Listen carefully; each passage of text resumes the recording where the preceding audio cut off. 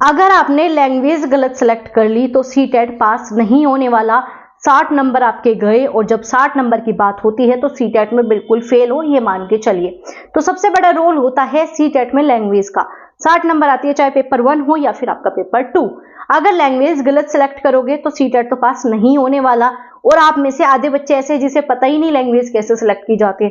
तो आज की वीडियो आपकी इसी टॉपिक पे रहेगी, जिसमें कि आपको पूरा समझ में आ जाएगा कि हाँ, हमें यही लैंग्वेज सिलेक्ट करनी है, क्यों करनी है, इसका भी रीजन मैं दूंगी। और रीजन आपको कहीं नहीं मिलता, सिर्फ यहाँ पर मिलती है आपको ऑथेंटिक इन्फॉर्मेशन। आपके सिलेक्शन की बात यहाँ पर की जाती है। यहीं पर आपको सीटेट के सारे कोर्सेज बिल्कुल फ्री मिलते हैं, जिन्हें पढ़कर बच्चों ने सिलेक्शन ले लिया है। अब आपकी बारी है उन्हीं कोर्सेज से अब आपको सिलेक्शन लेना है। डेली आपके लाइव डाउट सेशन होते हैं, ताकि आपके जो भी डाउट है वो क्लासेस में ही क्लियर हो जाए। सारी क्लासेस लाइव है, कोई भी रिकॉर्डेड आपको नहीं दी जाती। तो जल्दी से चैनल को सब्सक्राइब कर लीजिए और चलते हैं आपके मेन मुद्दे पर। और उन दोस्तों के साथ भी शेयर कर देना जो लैंग्वेज या फिर सीटेट की तैयारी में बार बार पीछे रह जाते हैं, समझ ही नहीं आता कैसे पढ़ना है, क्यों पढ़ना है, कहां से पढ़ना है, तो उनके साथ शेयर जरूर कर देना। तो चलिए, अगर हम बात करें आपके सीटेट जुलाई 2025 में, जो कि आपका पेपर होगा, तो इसमें सबसे ज्यादा जरूरी है 60 नंबर। ये रहे आपके 60 नंबर। 60 नंबर नहीं तो फेल हो जाओगे, 60 नंबर मिल गए तो फेल नहीं होंगे। कैसे? अब भाषा का यहाँ पर तरीका होता है लैंग्वेज 1 और लैंग्वेज 2। अब आप कहोगे मैम हमारा तो पेपर 1 है, हमारा तो पेपर 2 है, तो उस चीज को जो है अलग रखो, क्योंकि ना तो पेपर 1 में कोई प्रॉब्लम है, ना ही पेपर 2 में प्रॉब्लम है। प्रॉब्लम है आपके सिलेक्ट ना करने का जो सही तरीका है वो नहीं पता। तो पेपर 1 हो या पेपर 2, लैंग्वेज बिल्कुल सेम है, सेम टू सेम, एक भी % अलग नहीं है। आप कहते हो मैम लेवल 1 का पेपर इजी होता है, ऐसा कुछ नहीं है। इस बार का देखोगे लेवल 1 का पेपर टफ आया, लेवल 2 का इजी आया था। तो ये सब गलती मत करना, ना तो लेवल 1 खराब है, ना ही लेवल 2 ज्यादा टफ है। तो ये पेपर 1 पेपर 2 दोनों सेम होते हैं, सेम ही सिलेबस होता है लैंग्वेज का। तो ये गलती कभी मत करना। तो चलिए बात करेंगे, इसमें होती है आपकी सबसे पहली भाषा, भाषा 1 और आपकी भाषा 2, मतलब लैंग्वेज 2, जिसे आप बोलते हो लैंग्वेज 2। ठीक है जी। अब आप कहोगे मैम आती कितने कितने नंबर की आती है? 30 नंबर की। ये भी 30 और ये भी 30। इसी वजह से कह रही हूँ 60 नंबर खो दोगे अगर ये वीडियो नहीं देख रहे और ना ही आपने अपने दोस्तों के साथ शेयर किया, तो भी गलत बात है। तो उनके साथ भी शेयर करो ताकि उन्हें भी पता लगे कैसे पास किया जाता है सीटेट। तो 30 नंबर में पहले तो अंतर जानिए। पहले तो अंतर तो पता हो ना कि हम इस रास्ते पे जा रहे हैं, जा क्यों रहे हैं। आधे बच्चों को तो यही नहीं पता कि भाई हम सीटेट कर तो रहे हैं, सिलेबस क्या है। तो पहले चीजें जानो, उसके बाद ही तो सिलेक्ट कर पाओगे, क्योंकि टीचर बनने जा रहे हो, कोई छोटी मोटी नौकरी नहीं है। सैलरी देखोगे ना तो बहुत हाई मिलती है, तो उस लेवल के अकॉर्डिंग सोचना स्टार्ट करो। टीचर का पद भारत में सबसे ज्यादा सम्मानीय है, सम्मान सबसे ज्यादा टीचर को ही मिलता है, तो सम्मान के हकदार भी बनो। तो 30 नंबर 30 नंबर। अब ये डिवाइड कर दो 15 और 15, ये भी डिवाइड कर दो 15 और 15। अब आप कहोगे मैम कर दिया। अब इन 15 में आता है, इस वाले 15 में क्या आएगा, चलो समझते हैं।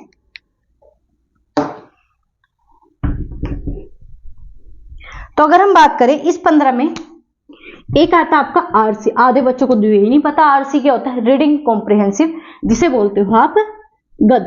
क्या बोलते हो? गद, मतलब जो निबंध की फॉर्म में आपका पैसेज आता है। अब क्या है, अब जो ये आएंगे, ये आएंगे सिर्फ 9 नंबर का। ठीक है। अब आप कहोगे मैम 6 नंबर। अब 6 नंबर का आता है आपका पद, जिसे पोयम के नाम से जानते हो, है ना, पोयम वाली फॉर्म में आता है। तो ये हो गए आपके यहाँ पर 15 नंबर। आप कहोगे मैम आ गया समझ में। अब ये 15 नंबर आता है शिक्षण शास्त्र, मतलब पेडागोजी। ये आती है 15 नंबर की पेडागोजी। इसका बैच डेली होता है 8 बजे रात्रि में, डेली में 0 से करा रही हूं। ये सारे ही बैचेस, चाहे आपका आरसी हो, गद्यांश हो, पद्यांश हो, ऐसे ट्रिक बताई है पिछली बार सिर्फ बच्चों ने इन ट्रिक के माध्यम से। और ट्रिक नहीं है, वो मेरा अनुभव है जो आपके साथ शेयर करती हूँ। यूजीसी नेट में भी आरसी वगैरह पीएचडी के लेवल पे बहुत आते हैं, तो वो ही एक्सपीरियंस मैं आपके साथ यहाँ पे शेयर कर रही हूँ और बहुत ज्यादा आपको बेनिफिट मिलता है। तो ये पूरा 30 नंबर का हम करते हैं डेली 8 बजे। तो डेली 8 बजे आपकी ये लैंग्वेज पूरी होती है। अब आप कहोगे मैम ये तो आ गया, अब इसमें लैंग्वेज 2 में क्या अंतर है? इसमें आ जाओ आप, ये भी आता है 9 नंबर का गद, मतलब वो ही आरसी। अब ये जो 6 नंबर का आता है, ये भी आता है आरसी। अब आप कहोगे अच्छा मैम उसमें पोएम, इसमें आरसी, बिल्कुल सही। अब आप कहोगे मैम ये 15 नंबर, ये होता है सेम। किसका सेम? शिक्षण का, मतलब जो यहाँ पे ना सेम टू सेम वो यहाँ पे आएगा। अब आप कहोगे मैम सच में सेम है, बिल्कुल सेम है। तो अगर मैं ये पढ़ा रही हूं तो ये 15 नंबर भी आपके पक्के हो रहे हैं। ये मैं नहीं कहती, ये कहता है सीटेट, और सीटेट ऐसे ही पास होता है। तो ये आपका यहाँ पे पास हो रहा है। तो जो आप लैंग्वेज 1 पढ़ते हो, लैंग्वेज 2 दोनों लगभग सिमिलर है और 60 नंबर यहीं से आते हैं।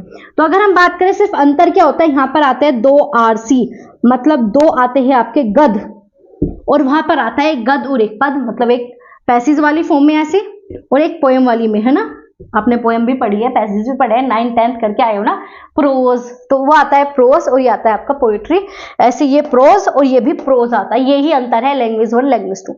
अंतर सीख गए, अब लैंग्वेज कैसे सिलेक्ट करें, ये अंतर नहीं पता था तो कोई फायदा नहीं था पढ़ने का।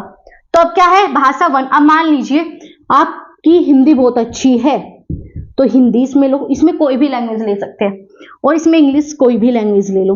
अब मैं क्यों कहती हूँ, जिन बच्चों का हिंदी इंग्लिश है जो यूपी दिल्ली के आसपास है, तो इसमें हिंदी लो, क्योंकि हिंदी में आप पद कर सकते हो, इंग्लिश में पद होता ही नहीं। आप सोचो मैम संस्कृत में नहीं होगा, तो हिंदी में ही पद बहुत इजी पड़ जाता है, क्योंकि हमारी मदर टंग है। और पद जो है ना, कुछ देशभक्ति से जुड़े हुए, कुछ प्रकृति से जुड़े हुए बहुत इजी ही आते हैं हिंदी लैंग्वेज में। अगर इंग्लिश में आ जाएंगे, अगर आपने यहाँ पर इंग्लिश ले दी तो क्या समस्या होती है कि आपको सिनोनियम एंटोनियम ऐसे पूछ लिए जाते हैं जो आपको नहीं पता। और आपको पता है पोएट्री जो है भारत में बहुत कम लिखी गई है, इंग्लिश में सब अमेरिका इस टाइप के लिखे जाते हैं। अगर आप शेक्सपियर के वर्ड्स देखोगे आधे समझ में आएंगे, जोन्स के वर्ड देखोगे वो आधे समझ में आएंगे, तो उन्हें जो है ना आपको ट्रांसलेट करने में, समझने में प्रॉब्लम होती है। लेकिन इंग्लिश के अगर आप आरसी देखो, मतलब निबंध की फॉर्म में देखो, वो सिंपल शब्दों में होते हैं, वो समझ में आ जाता है। तो इस वजह से जिसका हिंदी और इंग्लिश है वो इस तरीके से चूज करे, हिंदी जो है लैंग्वेज 1 में और इंग्लिश जो है लैंग्वेज 2 में। अब आप कहोगे मैम हमारी हिंदी इंग्लिश नहीं है, तो अब आपको मैं बताती हूँ आपको कैसे लेना है। तो अगर आप बहुत से बच्चे संस्कृत, तो यहाँ पर आप संस्कृत ले सकते हो या कोई अदर लैंग्वेज ले सकते हो। अब आपको कैसे चूज करना है कि मैं इस लैंग्वेज में अच्छा हूं, मैं इस लैंग्वेज में बेकार हूं। आपको टेलीग्राम पे दिए जाते हैं टेस्ट, ठीक है, और टेस्ट के अलावा एक मेन टेलीग्राम है। मेन टेलीग्राम पे क्या पड़े हैं आपके पीवाईक्यू, सारे पीवाईक्यू लगभग वहां पर अपलोड है। तो चुपचाप जाओ बिना पढ़े, आज अभी इस वीडियो को देख रहे हो तो टेलीग्राम ज्वाइन कर लेना, लिंक आपको कमेंट बॉक्स में मिल जाएगा, कमेंट कर देना, या फिर वीडियो के डिस्क्रिप्शन बॉक्स को चेक करोगे वहां पे मिल जाएगा। चैनल के अबाउट सेक्शन को चेक करोगे वहां पे लिंक मिल जाएंगे। चैनल में कम्युनिटी पोस्ट पे जाओगे तो वहां पर भी आपको लिंक मिल जाएंगे, तो लिंक आपको आराम से मिल जाएगा। तो क्या है, वहां पे गए पीवाईक्यू देखा, इंग्लिश का पीवाईक्यू लगाओ। अगर आपके उसमें आ रहे हैं 15+ तो इसका मतलब आप इंग्लिश ले सकते हो। हिंदी आ रहे हैं आपके 15+ तो आप हिंदी ले लो। आपके उर्दू में आ रहे हैं इतने, तो आपको खुद से एनालाइज करना है, लगा के देखो टेस्ट, जो भी आपकी लैंग्वेज है, मतलब मान लीजिए हिंदी है, इंग्लिश है, संस्कृत है, इन 3 लैंग्वेज में कंफ्यूज हो तो तीनों के पीवाईक्यू लगा दो, और ये देखो कितने आपके सही बन रहे हैं। पता लग गया हाँ इतने सही है, तो मैं उसी के अकॉर्डिंग लैंग्वेज लूंगा। और दूसरा, आपको इंटरेस्ट भी होना चाहिए। अगर इंग्लिश में इंटरेस्ट है तो ही तो भाई इंग्लिश लोगे, हिंदी में इंटरेस्ट है तो ही हिंदी लोगे।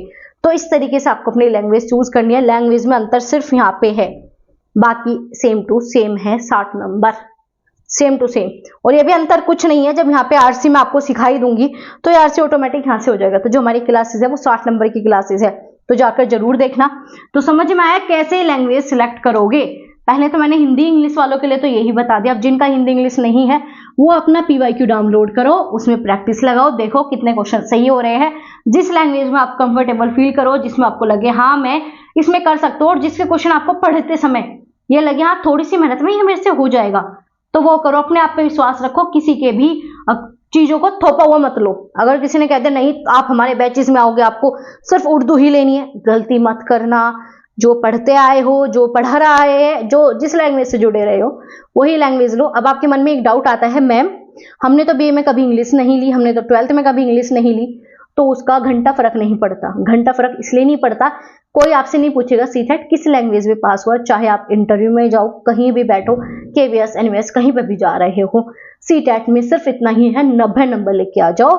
कोई नहीं पूछता कि 90 120 है आपके, अरे आओ आपको नौकरी मिलेगी। कोई नहीं पूछता अरे आपने इंग्लिश ली थी, आ जाओ जी, आपने उर्दू ली थी, आपकी हम सिलेक्ट करेंगे, कोई नहीं पूछेगा। तो लैंग्वेज चाहे हो ना हो, हिस्ट्री फ्यूचर में कभी भी तो आप अपना लो, कोई प्रॉब्लम नहीं है। कोई भी लैंग्वेज आप ले सकते हो इंटरेस्ट के अकॉर्डिंग, जिसमें आप अच्छा कर सको। समझ में आया। तो ये वीडियो जो है ना आपके सिलेक्शन के लिए ही थी, क्योंकि 60 नंबर से मिलता है सिलेक्शन और 60 नंबर की तैयारी यहाँ पर होती है। अब आप कहोगे मैम सिर्फ 60 नंबर की, यहाँ पर आपके लगभग सभी सब्जेक्ट की CDP की ऐसी बेहतरीन क्लासेस मैं कराती हूँ। 70+ नंबर, मतलब पेडागोजी भी आपके वहां पे कवर हो जाती है। PYQ हम डेली करते हैं, PYQ को तो छोड़ ही नहीं सकते। CTET पास करने के 3 ही फंडे हैं, सिलेबस, PYQ और रिवीजन, बस। इसके अलावा कुछ जरूरत ही नहीं है। पेड कोर्सेज से बच जाओ, वहां पे टीचर बनना नहीं सिखाते, वहां पे रटना सिखाते हैं। और हमेशा खुद के ऊपर पढ़ना सीखो, खुद से पढ़ना सीखो, क्योंकि आप टीचर बनने वाले हो। कोई छोटी मोटी नौकरी नहीं है, टीचर की नौकरी है, तो उस लायक आपको बनना पड़ेगा। और उसमें कहीं ना कहीं मैं आपको थोड़ा सा गाइड कर देती हूँ, और उस थोड़े से गाइड से आपका सिलेक्शन हो जाता है। सिर्फ मेरा काम यहाँ पर आपको पेड कोर्सेज बेचना नहीं है, सिर्फ आपको गाइड करना है। बड़ी बहन मान के समझ सकते हो, या मैडम मान के कर सकते हो, तो जैसे भी आपको समझे। तो जो गाइडेंस दी जा रही है उसे लो और अपने जीवन को जो है साकार करो, अपने आप को जो है सही दिशा में लेके जाओ। तो सिलेबस के अकॉर्डिंग पढ़ना है, बिना सिलेबस के नहीं पढ़ना। न्यू NCERT से पढ़ना है, जो कि मैं आपको पढ़ाती हूँ। तो जाकर बैचेस की क्लासेस चेक कर लेना, सारे बैचेस फ्री है। यहीं पे यूट्यूब पर डेली लाइव होते हैं, 6 बजे से स्टार्ट हो जाते हैं, रात्रि के 10 बजे तक लाइव आपकी क्लास चलती है। शाम में 6 बजे से, सुबह नहीं, शाम को 6 बजे से स्टार्ट, 10 बजे तक लगातार आपकी क्लासेस चलती है। तो शेयर कर देना उन दोस्तों के साथ जो बैठे थे कंफ्यूज कि CTET कैसे होगा, तो बस उनके साथ शेयर कर देना। चलो जी, मिलते हैं आपसे अगली वीडियो में ऐसी इंफॉर्मेटिव अपडेट के साथ। तब तक अपना ध्यान रखना, और याद रखना CTET के बारे में सोच लिया तो उसे करके ही मानना है, क्योंकि अब बिना CTET के प्राइवेट में भी आपको नौकरी नहीं मिलेगी, गवर्नमेंट की तो भूल ही जाओ।